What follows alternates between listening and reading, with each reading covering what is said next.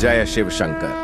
प्यारे बच्चों, कैसे हो तुम? आज तुम्हारे प्रभु महादेव जी तुम्हारे लिए जो संदेश लेकर आए हैं, वह संदेश तुम्हारे जीवन से जुड़ा हुआ है और उसे संदेश में कही गई एक एक बात तुम्हारे जीवन की और तुम्हारे संपूर्ण कर्तव्यों का विस्तार पूर्वक विश्लेषण किया गया है। मेरे बच्चे, आज इस संदेश को तुम अपने हृदय से लगाकर अपनी मन की गहराई तक सुनते हो तो तुम्हारा पूरा शरीर का काया पलट हो जाएगा, क्योंकि मेरे बच्चे, आज का यह संदेश तुम्हारे जीवन के उन्मूलन इकाइयों को प्रस्तुत करता है जो कि तुमसे गुप्त थी।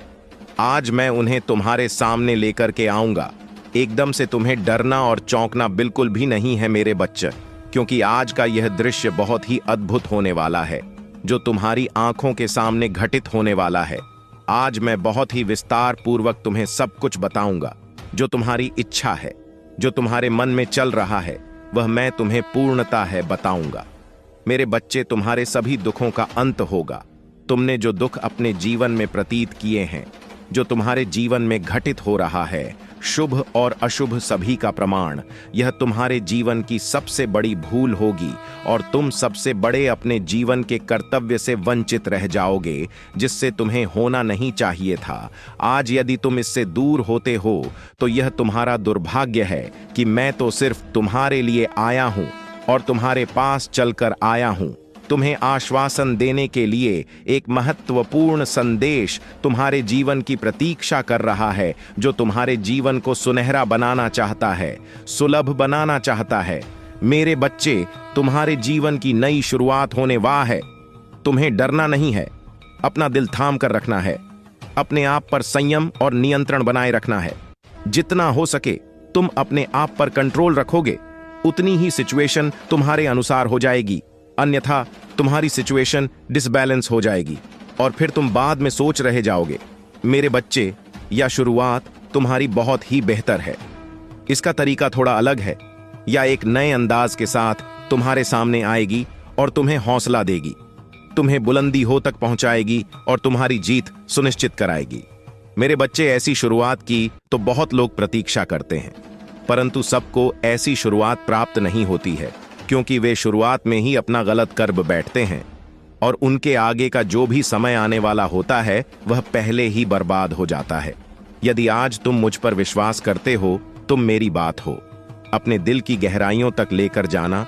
जो मैं तुम्हारे जीवन का सत्य बताऊंगा, वह सब तुम्हारे जीवन से जुड़ा हुआ एक उत्कृष्ट घटना होगी जो तुम्हारे जीवन में बेवजह हो रही है। इसका समापन तुम्हारे सामने किया जाएगा। मेरे बच्चे, या जो जीवन का सारांश है तुम्हारे सामने प्रस्तुत किया जा रहा है, इसे साधारण समझने की भूल मत करना, क्योंकि यह तुम्हारे जीवन के एक एक पल से निचोड़ कर निकल गया है। इसे निकालने में मुझे बहुत प्रयास करना पड़ा, बहुत मेहनत करनी पड़ी, तब जाकर तुम्हारे जीवन का सत्य निकला है और तुम इसे ऐसे ही अनदेखा करके जा रहे हो। इसे पूरी तरह से सुन लो, क्योंकि मेरे बच्चे, कामों के लिए तुम अपना समय व्यर्थ करते हो जो तुम्हारे किसी काम के नहीं है। परंतु यदि आज तुम्हें कुछ काम की चीज प्राप्त हुई है, कुछ सीखने को मिल रहा है, कुछ जानकारियां प्राप्त हो रही हैं, तो उसे तुम स्वीकार नहीं कर रहे हो। उसे देखा करके जो वापस जा रहे हो, या तुम्हारी भूल नहीं है तो और क्या है।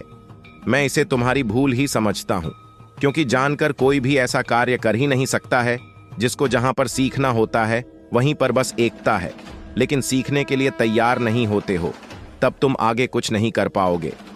इसीलिए मेरे बच्चे, हर व्यक्ति के पास जाकर के थोड़ा थोड़ा ज्ञान अर्जित करना चाहिए। किसी के पास कौन सा ज्ञान है, किसी के पास कौन सा, हर तरीके से वेतन में ज्ञान देंगे और तुम आगे एक बहुत आदमी बनकर तरक्की करोगे।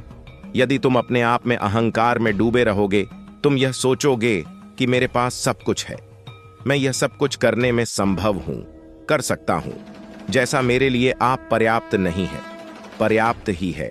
यदि इस प्रकार के विचार तुम अपने मन में लेकर चलते हो तो जीवन का मूल उद्देश्य तुम्हारे से दूर हो जाएगा, क्योंकि ऐसी विचारधारा है तुम्हारे मन को व्यथित करती है और ऐसी विचारधारा है तुम्हारे मन में उत्कृष्ट उत्पन्न करती है।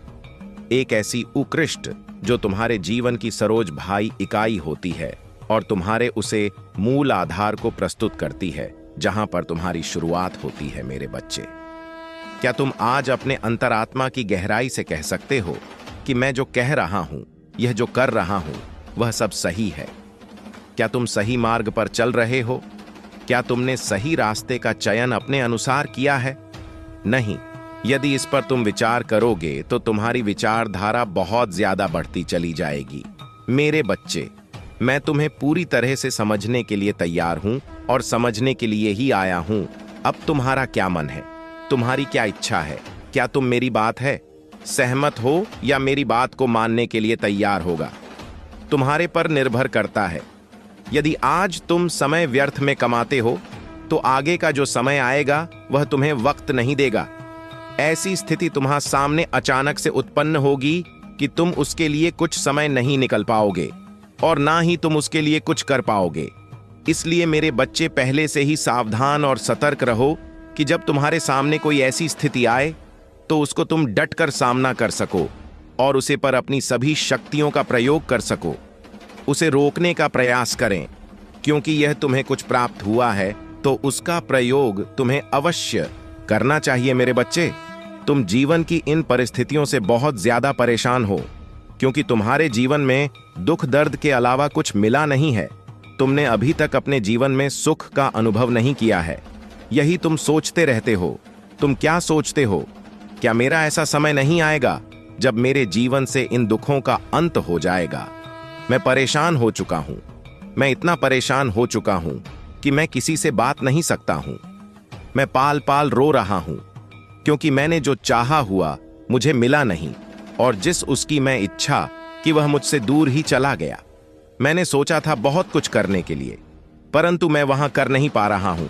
अपने जीवन को सरकार बनना चाहता था, अपने जीवन में उपलब्धि हासिल करना चाहता था, परंतु मुझे वह उपलब्धि प्राप्त नहीं हुई। मैं सोचता रहता हूं और रोता रहता हूं कि मेरे जीवन का यह विकराल समय कब खत्म होगा और इसकी समाप्त कब होगी। क्या कोई मेरा दुख दर्द दूर करने वाला है? यदि है तो वह मेरे सामने आए और मेरी समस्याओं का अंत करे। इस तरीके से मैंने एक एक पल बहुत कष्ट से गुजरा है, बहुत दुख से गुजरा है। वह मुझे स्मरण रहता है, सदैव मैं भूल नहीं पाता हूं वो एक क्षण को जो मेरे जीवन के साथ गुजरता है। मेरे बच्चे, मैं जानता हूं तुम्हारे साथ चल हुआ है, विश्वासघात हुआ है, परंतु तुम हार नहीं माने हो। मेरे बच्चे, यदि कोई तुम्हारे साथ विश्वासघात करता है तो तुम सिर्फ उसे जानकर अपने मन में रखो। उसे यह मत बताओ कि मैं तुम्हारे बारे में जानता हूं। जब तुम यह नहीं बताओगे तो तुम्हारे लिए सर्वोपरि स्थान तुम्हारे प्रतीक्षा करेगा। तुम इसी क्षण के प्रतीक्षा करना, कभी भी किसी के साथ बदला लेने का प्रयास मत करना। इसका बदला मैं स्वयं लूंगा, क्योंकि जब स्थिति तुम्हारे अनुकूल ना हो तो उसे अपने अनुसार नहीं, ईश्वर के अनुसार छोड़ देना चाहिए, क्योंकि जीवन का उद्यान और स्थान उसी के हाथ में होता है जो तुम्हारे लिए सबसे प्रबल होता है। क्योंकि तुम जब उसका सामना करोगे तो तुम्हारा नुकसान हो सकता है, और जब ईश्वर करेगा तो वह तुम्हारे भले के लिए करेगा। मत करो। जो भी तुम्हारे साथ हुआ वह उचित नहीं हुआ है, परंतु अब जो समय तुम्हारे साथ आएगा, जो आने वाला है, वह तुम्हारे लिए एक मूल उदाहरण प्रस्तुत करेगा जो तुम्हारे जीवन का सर्वोपरि हिस्सा होगा। क्योंकि मेरे बच्चे, तुम्हें वह अद्भुत दृश्य के दर्शन होने वाले हैं जो तुमने सोचा नहीं थे, और वह अद्भुत चीज तुम्हें प्राप्त होने वाली है जो तुमने अपने मन में कभी विचार नहीं की होगी। मैं तो यह चाहता था कि मैं तुम्हें इससे भी ज्यादा कुछ पर्याप्त मात्रा में दे सकूं, परंतु अभी तुम्हें उसकी सहन करने की क्षमता नहीं। अभी तुम उसे अपने अंदर एक्सेप्ट नहीं कर सकते हो।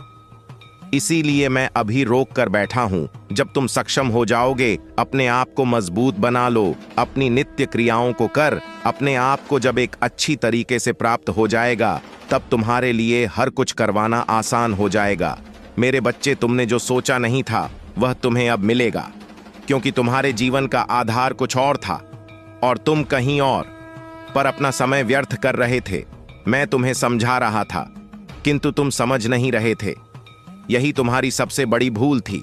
यदि आज तुम अपने प्रभु पर विश्वास करते हो तो मेरी बात को मानते रहिएगा और मेरे इस संदेश में आगे मेरे साथ चलते रहेगा, क्योंकि मैं जो तुम्हारे लिए लेकर आऊंगा वह तुम्हारे लिए बेहतर लेकर के आऊंगा। क्योंकि ईश्वर कभी के साथ चल नहीं करते हैं, और ना ही किसी के साथ धोखा करते हैं, क्योंकि मनुष्य तो धोखेबाज होते हैं। वह क्षण में बदल जाते हैं, क्योंकि उन्हें किसी के जीवन के बारे में कुछ सोचा नहीं होता है। किसी के साथ क्या होता है उनसे कोई मतलब नहीं है, चाहे खिलवाड़ हो चाहे कुछ भी हो। परंतु ईश्वर परमात्मा अपने बच्चों के लिए सब कुछ करने के लिए तैयार रहता है। वह यह नहीं चाहता है कि उसके जीवन में दुख आए और उसे परेशानियों से झेलना पड़े, क्योंकि आज तक जितने भी इस संसार में प्राणी हुए हैं सब अपने मतलब से मतलब रखते हैं, दूसरों से कोई मतलब नहीं है। यदि उनका फायदा है तो वह तुम्हारे पास आएंगे, और यदि नहीं है तो वह तुम्हारे पास नहीं आएंगे, क्योंकि वह यह सोचते कि मेरे लिए सर्वोपरि यही है। मेरे बच्चे, क्या तुमने यह सोचा है कि तुम्हारा शत्रु पीठ पीछे तुम्हारे लिए क्या करते हैं और क्या बोलते हैं और क्या षड्यंत्र बनाते हैं? नहीं जानते हो मेरे बच्चे, तुमने जानने का प्रयास भी नहीं किया, क्योंकि तुम्हारे पास इतना टाइम नहीं है कि तुम वहां पर रखकर और बातचीत कर सको और इन सब बातों को जान सको। तुम तो अपने कार्य में ही व्यस्त रहते हो। तुम्हारे कार्य इतना ज्यादा है कि तुम्हें समय नहीं मिल पाता है। मेरे बच्चे, ठीक है, अपने कार्य में लगे रहो। मैं बहुत खुश हूं, क्योंकि जब कार्य करोगे तभी तुम आगे बढ़ोगे, तभी तो अपने लिए कुछ व्यवस्थाओं को व्यवस्थापक पाओगे, अन्यथा कुछ नहीं कर पाओगे। जिस प्रकार से लोग हाथ धरे बैठे रहते हैं और ईश्वर का दोष देते हैं कि मुझे कुछ मिला नहीं, मेरे जीवन का अस्तित्व मेरे सामने नहीं आया, वह बहुत बड़े मूर्ख होते हैं, क्योंकि उन्हें यह नहीं पता होता है कि यहाँ पर कम करना ही सबसे महत्वपूर्ण है। इस धरती पर यदि आए हो तो तुम्हें कम करना ही पड़ेगा, तभी तुम्हें कुछ प्राप्त हो पाएगा। शक्तियों के द्वारा तुरंत कुछ तुम्हें मिलने वाला नहीं है। शक्तियों के द्वारा तुम्हें रास्ता आसान किया जाता है और तुम्हारे अपना अस्तित्व बर्बाद कर लेते हो।